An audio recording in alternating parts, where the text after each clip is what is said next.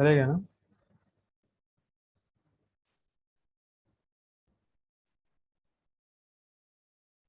Recording.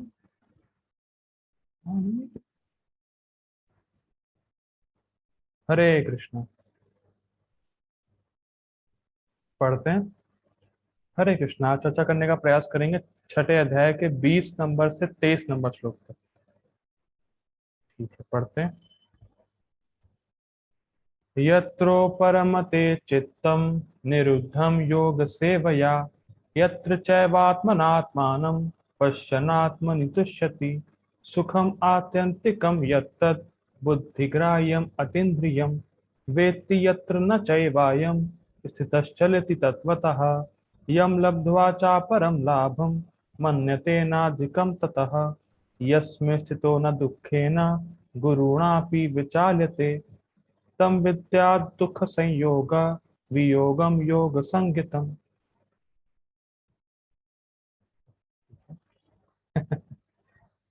हम लोग इसका शब्दार्थ नहीं देखेंगे, डायरेक्ट जंप करते हैं अनुवाद पर।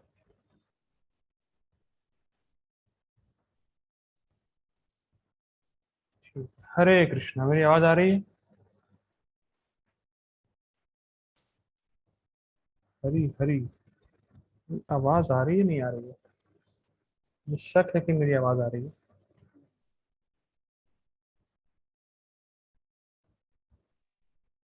आ रही है। ओके ठीक है। अच्छा, कर रहा है। आपने वापस रख किया क्या? वापस रख किया क्या आपने? हाँ।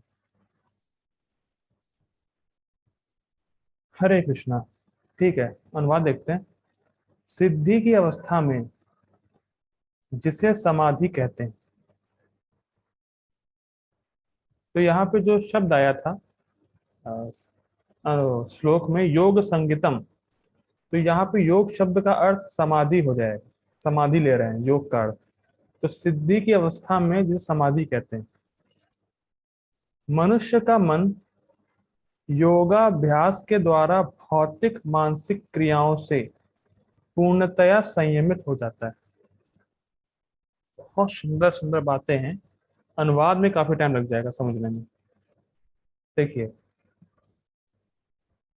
मतलब अब उसके मन में, अब जो योगी है उसके मन में कोई भोग के संस्कार रह ही नहीं जाते। Mind does not go for sense gratification. स्वभाव से ही उसका मन भगवान में ही जाता है। जैसा कि हम लोगों ने कल के श्लोक में देखा था कि जो बड़ी आसानी से हम लोगों ने बोल दिया था कि जो कृष्ण कॉन्शियस डिवोटी है उसका चित्त हिलता डुलता नहीं है, भगवान में ही फोकस रहता है। जैसे जैसे एक दीप निर्वात स्थान में उसका लौ है वो हिलता डुलता नहीं है। तो हमने कल देखा था कि जो योगी है उसका चित्त, उसका मन भगवान में ही फिक्स है। तो बड़ा आसानी से हम लोगों ने कल बात तो कर ली थी, लेकिन उसका अनुभव बड़ा मुश्किल होता है। तो योगी का चित्त, योगी का मन भगवान में ही क्यों फिक्स है? क्यों जाता है भगवान में? स्वाभाविक रूप से, क्योंकि बहुत सुंदर बात है कि कृष्ण अपने माधुर्य का प्रकाशन उस योगी के हृदय में करते हैं। Krishna reveals his sweetness. भगवान अपनी मधुरता को दिखाते हैं योगी को हृदय में। इसीलिए योगी का जो चित्त है वो सिर्फ भगवान में ही जाता है। जैसे उदाहरण के तौर पर मान लीजिए प्रभुपाद जी जप कर रहे हैं और हम लोग जप कर रहे हैं, एक्टिविटी सेम है, लेकिन दोनों के अनुभव में आसमान और पाताल का डिफरेंस है। मैं जमीन भी नहीं बोला, पाताल बोला है। ठीक है, पाताल का अंतर है। क्यों भाई? क्योंकि कृष्ण अपने को रिवील कर रहे हैं प्रभुपाद जी को।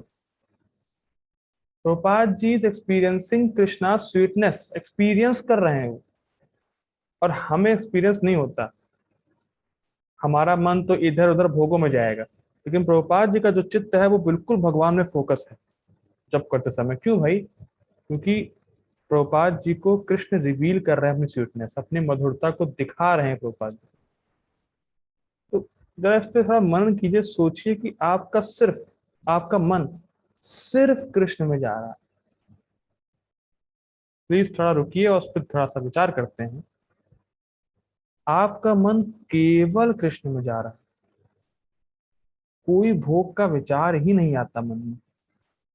वो स्थिति कितनी शानदार होगी, कितनी दिव्य होगी। भोग का 1% लेश मात्र भी, 0.1% भी कुछ तिनका नहीं। मन सिर्फ कृष्ण में ही जा ही रहा है, स्वाभाविक रूप से जा रहा है। देखिए श्रीमद् भागवतम में कहा गया है, उसमें ऐसा बात करते हैं कि श्रेष्ठ वैष्णव कौन है, मतलब उच्च उच्च कोटि का वैष्णव कौन है। श्रीमद् भागवतम में उसका प्रमाण मिलता है। तो जो व्यक्ति अपने आप को श्रेष्ठ वैष्णव सोचता हो, तो उसके लिए बहुत बड़ा ही एक सिम्टम श्रीमद् भागवतम में दिखाया गया है।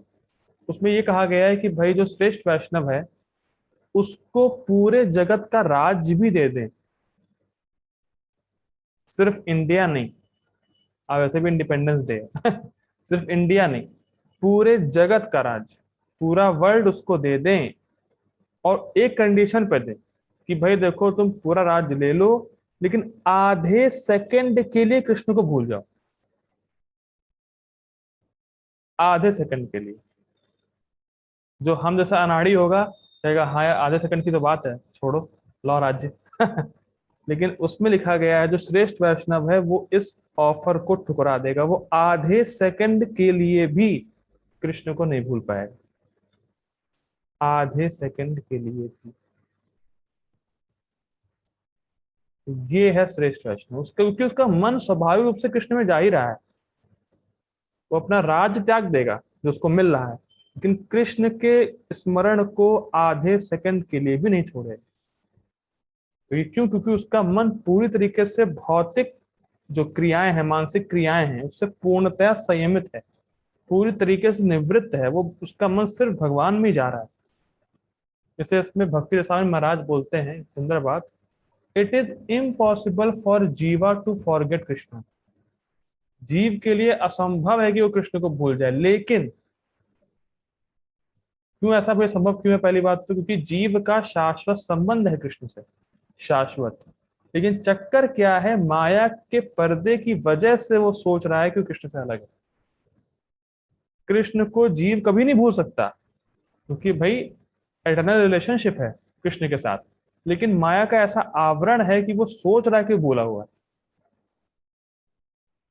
और जैसे ही ये माया का पर्दा हटेगा, कृष्ण से अपना संबंध व्यक्ति समझ जाएगा और फिर उसका मन सिर्फ भगवान में जाएगा। तो पूर्णतया संयमित होने का अर्थ है कि मन अब भगवान के अलावा कहीं नहीं जाता। और ये सुंदर बात है, आप जैसे कभी कभी हम लोग सोच सकते हैं, जैसे देखिए मैं फिर रिपीट करता हूँ, मन हमारा भगवान के अलावा कहीं नहीं जाता। पूर्णतः संयमित होने का अर्थ है कि मन भगवान के अलावा कहीं नहीं जा रहा है और भोगों से पूरी तरीके से निवृत्त है। और ये सहाना माता जी आपके साथ हो सकता है, अपूर्व प्रभु जी आपके साथ भी हो सकता है।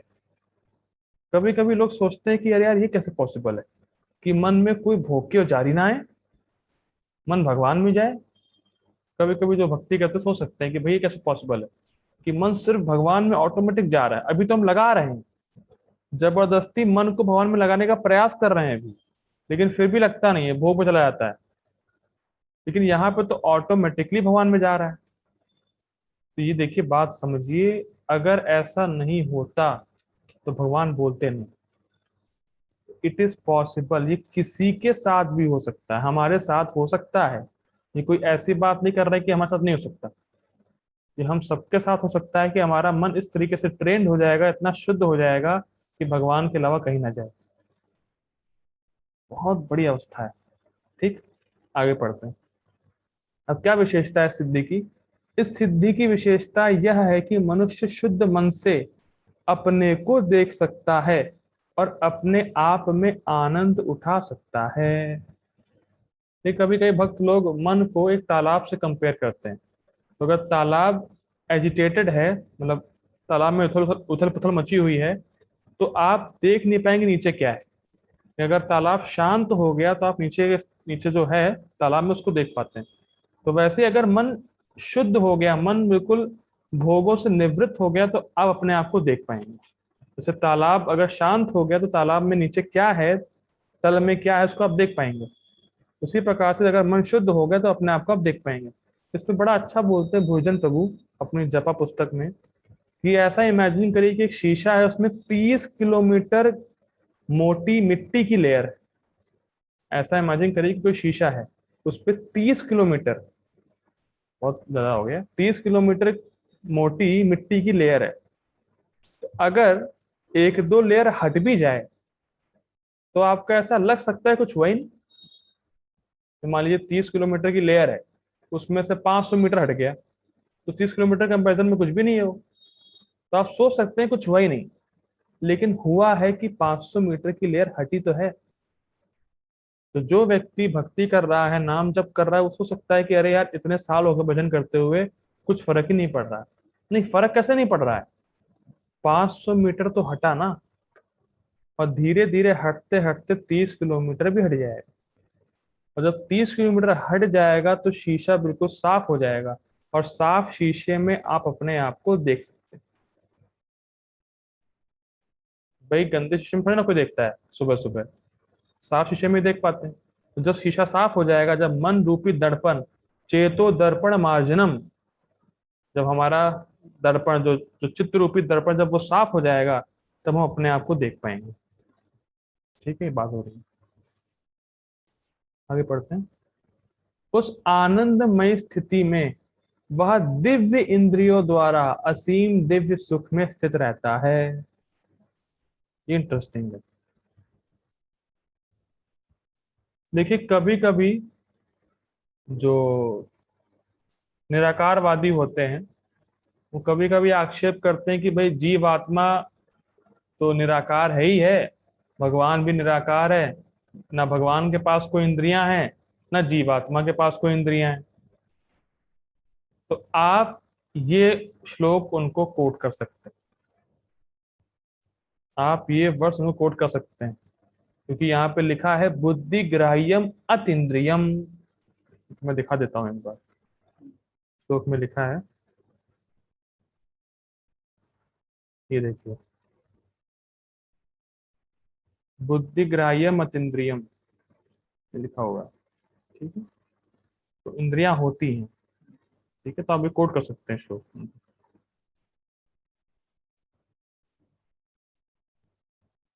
ठीक है। अच्छा, यहाँ पे प्रोपात जी अनुवाद करते हैं अतीन्द्रिय मतलब सुपर सेंसेस। प्रोपात जी यहाँ पे अनुवाद करते हैं अतीन्द्रिय मतलब सुपर सेंसेस, मतलब प्योर इंद्रियां। प्रोपात जी कहते हैं प्योर इंद्रियां जिसमें माया का आवरण नहीं है, ऐसी इंद्रियां जिसमें माया का आवरण नहीं है और अविद्या से निवृत्त है। अविद्या मतलब क्या, अपने स्वरूप को भूल जाना।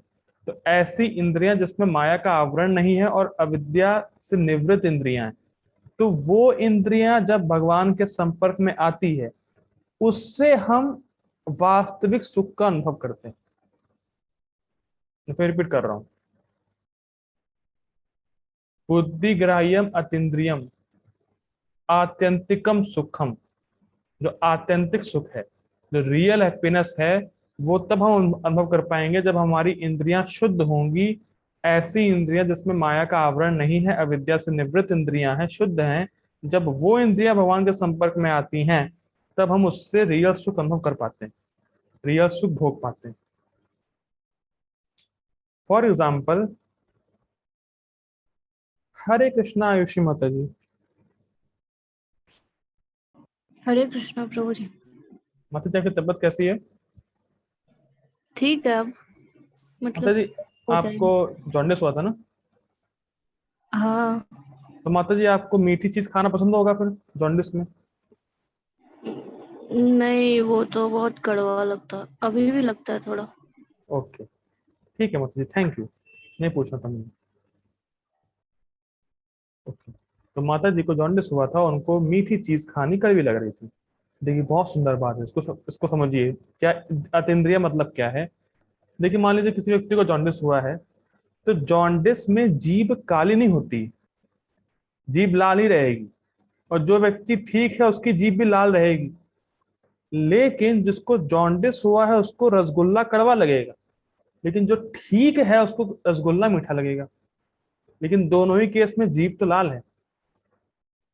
मैं फिर रिपीट कर रहा हूँ, जीभ लाल ही है भैया, जीभ काली नहीं हो गई, जीभ पीली नहीं हो गई, जीभ वैसी की वैसी ही है। लेकिन एक को कड़वे का अनुभव हो रहा है और एक को मीठे का अनुभव हो रहा है। तो जॉन्डिस का रोग इसका मतलब इंटरनल होता है,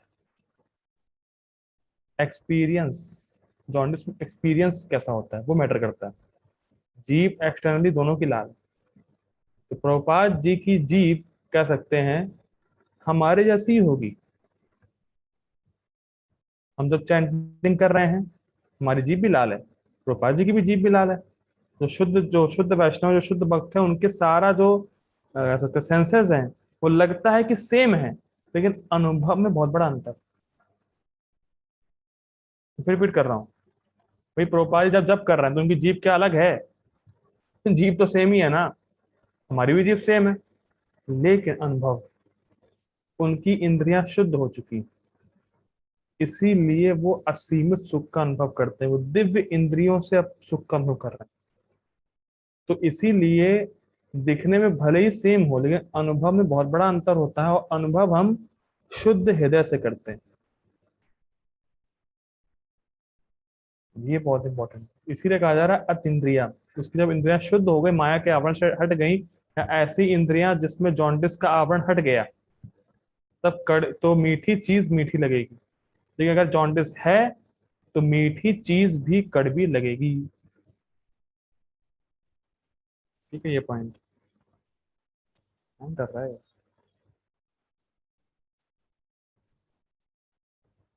क्या?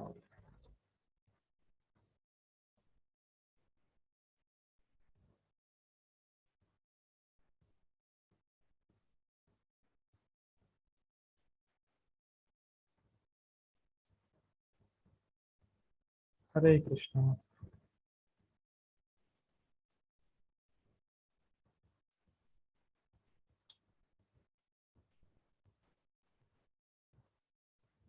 हरी हरी। एक सेकंड दीजिएगा।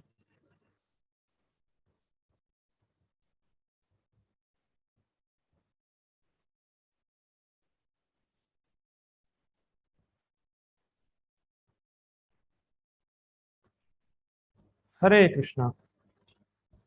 ठीक है, आगे पढ़ते हैं। ठीक है, आगे पढ़ते हैं। इस प्रकार स्थापित मनुष्य कभी सत्य से विफत नहीं होता, और इस सुख की प्राप्ति हो जाने पर वह इससे बड़ा कोई दूसरा लाभ नहीं मानता।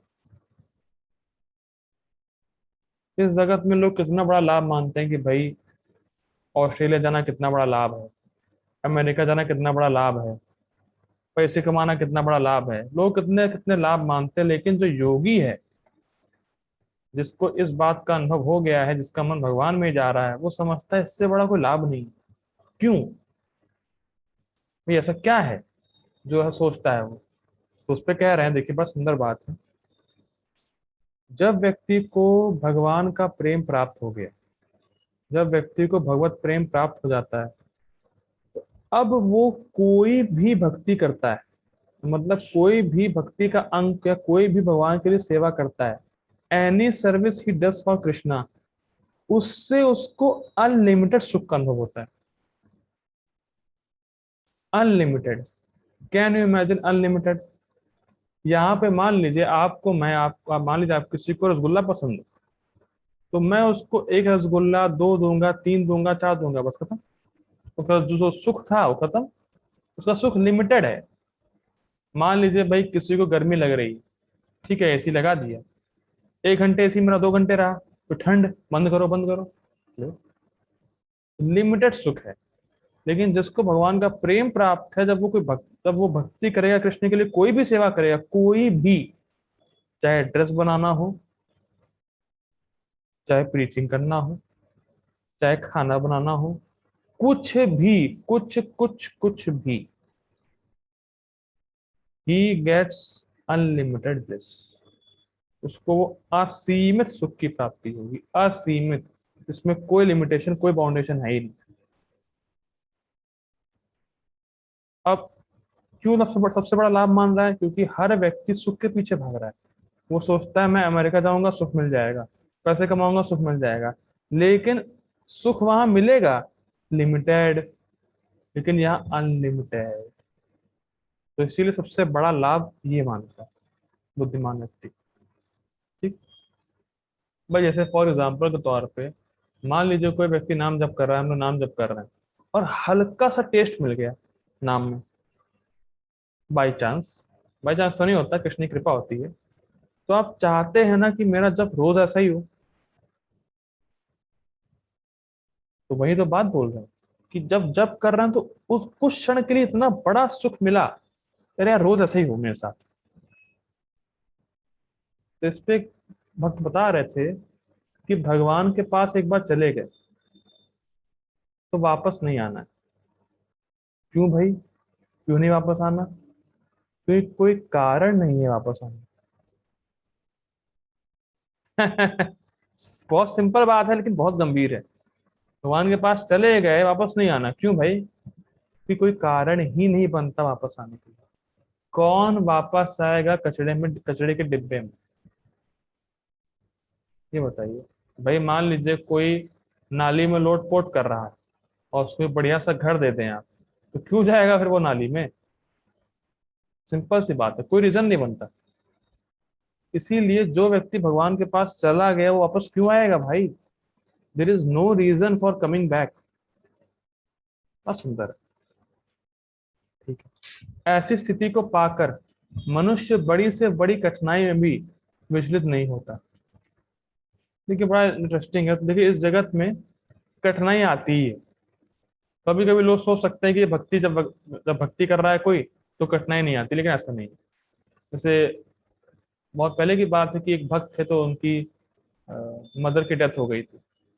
तो खूब रो रहे थे, अरे प्रभु जी ये कैसे हो गया, कैसे हो गया, तो ठीक थी वो, कैसे चली गई ये वो। तो देखिए समझने वाला पॉइंट है कि जिसका जाने का समय है वो जाएगा ही जाएगा। आपके रोने से वापस नहीं आएगा। और आप ये सोचें कि आप कृष्ण कथा सुनने से आप कैसे मृत्यु से बचे। जो गया वो गया। आप अपने बारे में सोचें कि मैं कृष्ण कथा सुन के कैसे अमर हो। अमर मतलब फिर कभी दोबारा जन्म ना हो। तो इस पर विचार करना चाहिए। कठिनाई आएंगी, उस कठिनाई को झेलते हुए भक्ति करते रहना है, विचलित नहीं होना। ठीक। यह निसंदेह भौतिक संसर्ग से उत्पन्न होने वाले समस्त दुखों से वास्तविक मुक्ति है। ठीक है। भौतिक संसर्ग से क्या होता है? भौतिक संसर्ग मतलब भौतिक मटेरियल। तो पोपा जी क्या लिखते हैं? हाँ, मटेरियल कांटेक्ट। भौतिक संसर्ग मतलब मटेरियल कांटेक्ट। जब भौतिक संसर्ग होता है तो जीव की अविद्या का आवरण हो जाता है। मतलब जब जीव भौतिक संसर्ग में आता है तो अविद्या का जो आवरण है, अविद्या की जो कवरिंग है, वो जीव पर हो जाती है, जिससे वो अपने स्वरूप को भूल जाता है।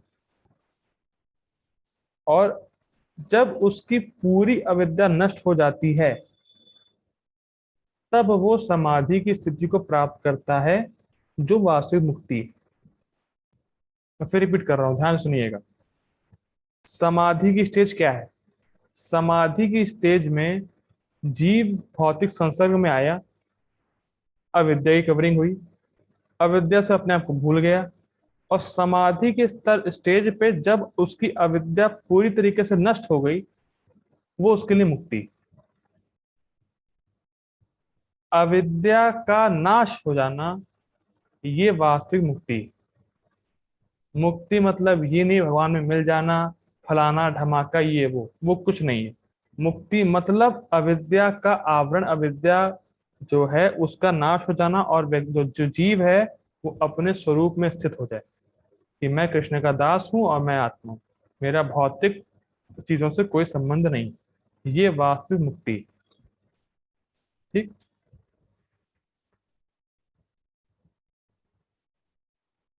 ओके, गीता भूषण टीका देखते हैं। टाइम तो खत्म हो रहा है लेकिन 2-3 मिनट इंट्रो पढ़ लेते हैं इसका। गीता भूषण टीका। लिंक बता रहे हैं, लिंक लिंक क्या है भाई? इन 3.5 श्लोकों में भगवान समाधि के गुणों के वर्णन, उसके स्वरूप और फल के वर्णन द्वारा करेंगे। नहीं, गलत, थोड़ा सा मिस्टेक है, देखिए फिर से पढ़ता हूँ। इन 3.5 श्लोकों में भगवान समाधि के गुणों का वर्णन उसके स्वरूप और फल के वर्णन द्वारा करेंगे। क्या पढ़ने वाले हैं श्लोक में? समाधि का स्वरूप क्या है और समाधि का फल क्या है। जैसे भाई मैं मान लीजिए आपसे पूछूं टेबल क्या होती, तो आप टेबल के स्वरूप के बारे में बताएंगे ना। भाई देखिए टेबल में 4 पांव होते हैं, टेबल में ये होता है वो होता है, उसके स्वरूप का वर्णन करेंगे। और उसका फल बताएंगे कि आप टेबल पे लैपटॉप रख सकते हैं, कुछ ये रख सकते हैं, वो रख सकते हैं। तो समाधि किसको कहते हैं? समाधि से पूछा आपसे कोई, समाधि क्या है, तो समाधि का स्वरूप बताएंगे आप, और समाधि से क्या प्राप्त होता है उसको बताएंगे। तो भगवान समाधि के स्वरूप और समाधि के फल को इस श्लोकों में कह रहे हैं। स्पष्ट? ठीक। देखिए क्या मतलब है, जब तक व्यक्ति को समाधि प्राप्त हो जाती है तो उसका स्वरूप क्या होता है और उस समाधि का फल क्या होता है, इसके द्वारा भगवान समाधि की स्टेज का गुणगान कर रहे हैं। मैं फिर रिपीट कर रहा हूं। भाई मान लीजिए कोई चीज बहुत अच्छी है, तो उसका प्रचार कैसे करेंगे आप?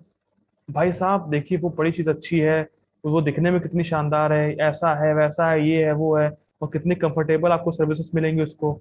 जैसे मान लीजिए आपको सोफे का प्रचार करना है, तो आप बताएंगे नहीं देखिए सोफा बहुत ज्यादा लंबा है, काफी उसमें फोम का यूज हुआ है, ऐसा है वैसा है, बड़ा कंफर्टेबल, आप उसमें बैठेंगे तो बड़ा अच्छा लगेगा आपको। तो उसका स्वरूप बताया और फल बताया। तो भगवान समाधि के स्वरूप का और फल का वर्णन कर रहे हैं समाधि के स्टेज का गुणगान करने के लिए।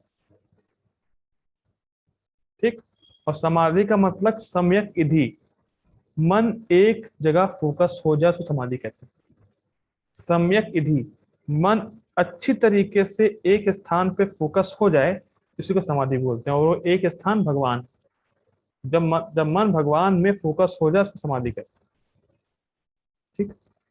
आगे पढ़ते हैं।